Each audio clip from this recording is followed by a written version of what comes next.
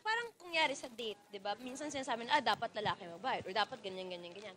Sa amin, wala namang ganun. Pang equality, same-same tayo dito. Kung sinong willing, kung sinong kaya, kung sinong go lang. So, ibig sabihin, not all the time na si Arke nagbabayad ng mga dates nyo or ng Oo, kasi as a strong, independent woman. Pinag-usapan nyo ba to before or nag-uusa na lang? Hindi, wala namang ganun. Parang depende rin naman kung, sige ako na to, ako bahala dyan. Or minsan siya naman din yung nagte-take care sa amin. Wala namang issue sa ganun. Parang tulungan kami in all aspects. Depende naman yan sa usapan nyo, nasa relationship yan. Kung makakatulong yun sa inyo, nasa sa inyo yun. Parang kanya-kanya tayo ng, parang dun sa movie namin na Swingers, kung kayo open kayo sa ganong klase ng relationship, nasa sa inyo yung dalawa. So it really doesn't matter kung anong sasabihin ng iba, as long as kayo, yun yung napag-usapan. Pero ready ka na? Ready ka naman anytime? Na alin po? Na sa living in or something, kung sasakali man, syempre, sabi mo, independent.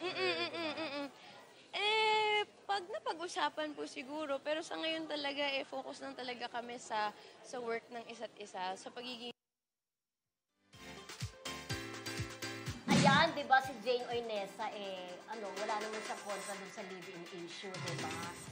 Pero hindi naman sila nag-live-in base dun sa interview niya. Nandun tayo, Rodel, di ba? Sa press conference ng Pira-Pirasong, Paraiso, di ba? Pira-Pirasong Paraiso. Oo. At saka, very honest siya sa pagsasabing, hindi lang isa yung gumagastos. Yes, hati. Parang diba, minsan siya, minsan. Dapat bang ganon?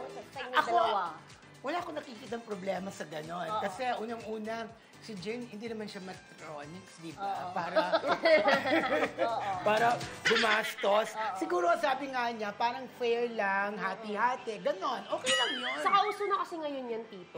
Parang hati na kayo dapat, di ba? Parang, parang, kasi di ba parang lagi sinasabi nila, yung feminism daw na ganyan, pero pag halimbawa usapang bayarin, bakit daw kailangan lalaki yung kailangan mag-initiate na magbayad? Dapat mag-share din si girl. Pero si Kuya Romel tsaka ikaw, di ba kayo lang gumagastos? Hindi ba yun? Hindi. Maalala ko yung isang young actress. Na siya daw ang gumagastos. Ayun na parang yung nakaraan, di ba tayo, blind item mo. Iba nang usapan kasi kapag out of the country, ganyan. Correct. Oo, siyempre.